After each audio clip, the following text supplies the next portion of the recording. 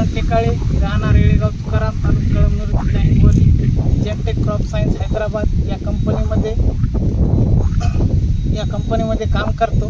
तरी आपण आलेलो आहोत नेवरवाडी, तालुका हदगाव, जिल्हा नांदेड, बंटू पाटील यांच्या शेतावर।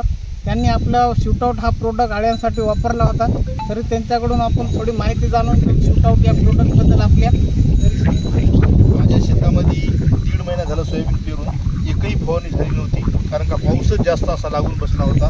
हे शूटआउट मी टाकलं, ह्याच्या आधी असे पाण्याच्या खाली होती सोयाबीनची आणि असे पानं झाली होती, असे खाऊनच्या आळ्यानं आणि किड्यानं आणि शूटआउट टाकलं ते चौथ्या दिवशी असे पानं फ्रेश झाले आणि एकदम मला चांगला रिझल्ट वाटला। हिरवागार प्लॉट झाला आणि पांढरी माशी पण चक मेली आणि किडे पण नाहीत। आता एकदम फुल सुकलेलं आहे।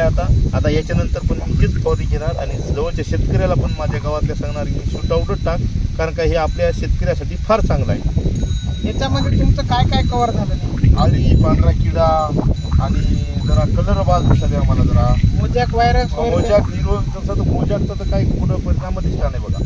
हां, कसा वाटला प्रोडक्ट तुम्हाला? चांगला वाटला, चांगला वाटला। छान आहे ना? छान आहे, छान रिझल्ट त्या तिथं टाकलं नाही तर बघा तिथं पिवळं झालं बघा सोयाबीन। त्या तिथंशी नाही टाकलं, गड्यानं गेलं नाही गड्यामुळं, तर तिथंशी पिवळं झालेलं आहे सोयाबीन। आणि बघितलं फरक आम्ही काय आहे पोझिशन, कलर, ग्रीनरी वगैरे एक नंबर आहे। धन्यवाद।